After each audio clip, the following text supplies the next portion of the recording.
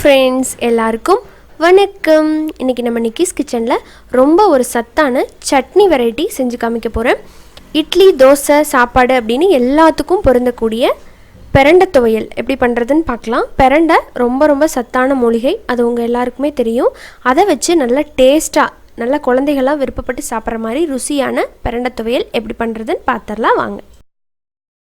இந்த பிரண்டை சட்னி பண்ணுறதுக்கு ஃபஸ்ட்டு பிரண்டையை நம்ம கட் பண்ணிக்கலாம்.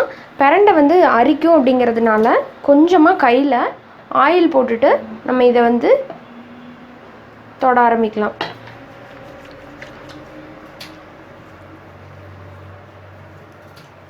ஆயில் போட்டதுக்கப்புறமா பாருங்கள், ஒரு பாத்திரத்தில் கொஞ்சமாக புளி எடுத்து, புளி தண்ணி வந்து ரொம்ப திக்காக இருக்கணுன்ட்டு இல்லை, நல்லா உங்களுக்கு இந்த பிரண்டையை உள்ளே போட்டு நல்லா முழுகிற அளவுக்கு தண்ணி எடுத்து வச்சுக்கோங்க. அடுத்ததாக நம்ம இதை வந்து கட் பண்ணலாம். இந்த மாதிரி கொஞ்சம் இளம் பிரண்டையாக இருந்தது அப்படின்னா சட்னி ரொம்ப நல்லாயிருக்கும், முத்துனது ஆகாது. ஸோ இதை வந்து இந்த மாதிரி கட் பண்ணிங்க அப்படின்னா பாருங்கள், இப்போ இந்த எட்ஜிலேருந்து காமிக்கிறேன். இது வந்து கொஞ்சம் இளம்பாக இருக்குது. ஸோ இதை கட் பண்ணும்போது உங்களுக்கு இப்படி தோல் வரவே வராது, ரொம்ப இதாக இருக்கும். இதை வந்து சின்ன சின்னதாக இப்படி கட் பண்ணி வதக்கிறதுக்கு ஈஸியாக இருக்கும். இந்த மாதிரி சின்னதாக கட் பண்ணி இந்த புளி தண்ணியில் போட்டுடலாம். இந்த புளி தண்ணியில் ஏன் போடுறோம் அப்படின்னா, இந்த அரிக்கிற தன்மை ரொம்பவே குறையும். அதில் போட்டிங்கன்னா இப்படி தோலை வந்து கொஞ்சம் கெட்டியாக இருக்கும், வெளித்தோல் அது வந்து நல்லா வதங்காது. அதனால் இப்படி எடுத்துகிட்டு இப்படி கட் பண்ணி போட்டுக்கலாம். நாராக இருக்கும், அது எல்லாத்தையுமே எடுத்துருங்க.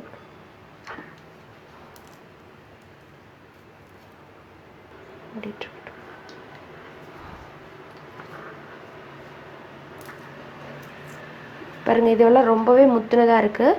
ஸோ அதை எடுக்கும்போது வரவே மாட்டேங்குது. அதனால் இதை நம்ம விட்டுட்டு அடுத்த இதிலேருந்து கட் பண்ணலாம். பொதுவாக பிரண்டை வந்து குழந்தைகள்லேருந்து பெரியவங்க வரைக்கும் நல்லா பசியை தூண்டக்கூடிய ஒரு மூலிகை அப்படிங்கிறது நம்ம எல்லாருக்குமே பொதுவாக தெரிஞ்ச விஷயந்தான்.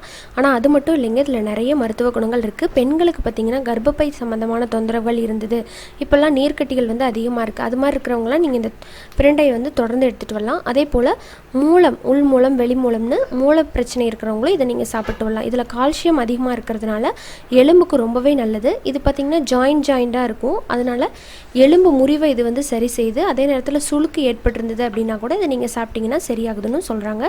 வாய் புண், வயிற்றுப்புண், வாய் துர்நாற்றம், இந்த மாதிரி பிரச்சனை இருக்கிறவங்களும் நீங்கள் இதை சாப்பிட்டு வரலாம். அதே போல் நோய் எதிர்ப்பு சக்தியை வந்து அதிகப்படுத்துது. அதனால் குழந்தைகளுக்கெல்லாம் நீங்கள் அவசியம் இதை தொடர்ந்து சேர்த்துட்டு வர்றது ரொம்பவே நல்லது.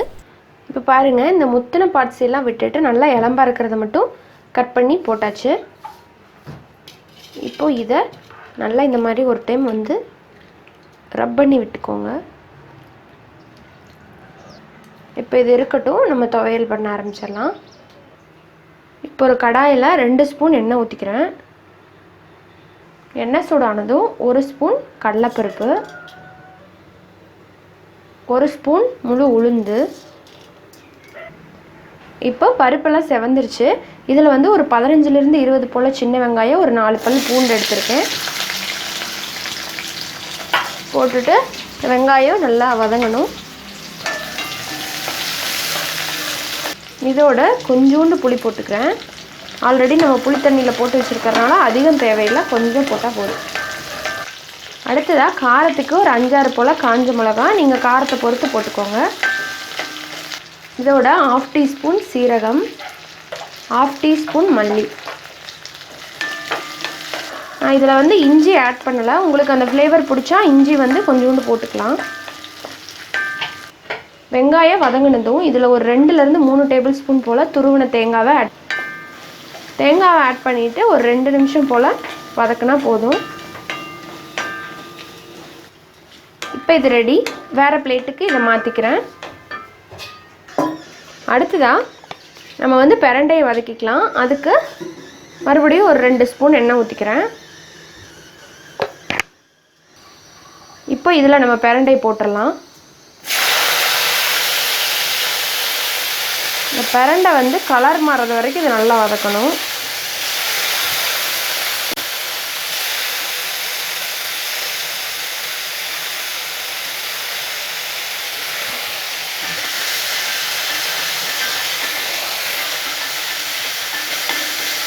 நல்லா க்ரீன் கலர்லேருந்து நல்லா பேல் எல்லோன்னு சொல்லுவாங்க இல்லைங்களா, இந்த கலர் இதுக்கு மாறும். இந்த ஸ்டேஜ் வரைக்கும் நல்லா வதக்கணும். இப்போ பாருங்கள், பிரண்டையோட கலர் நல்லா மாறி நல்லா வதங்கி வந்துருச்சு.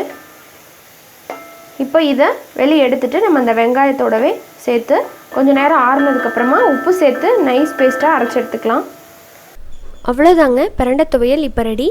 இது வந்து இட்லி, தோசை, சாப்பாடுன்னு எல்லாத்துக்குமே ரொம்ப நல்லாயிருக்கும். நீங்கள் இட்லி தோசைக்கு சாப்பிட்ற மாதிரி இருந்துச்சுன்னா தாளித்து கொட்டிக்கோங்க. கொஞ்சமாக எண்ணெய் சேர்த்து கடுகு, உளுந்த பருப்பு, கருவேப்பிலை போட்டு தாளித்து கொட்டிட்டிங்கன்னா ரொம்ப வாசனையாக இருக்கும். நீங்கள் சாதத்துக்கு சாப்பிட்ற மாதிரி இருந்தது அப்படின்னா அப்படியே சாப்பிட்டுக்கலாம், ரொம்ப நல்லாயிருக்கும்.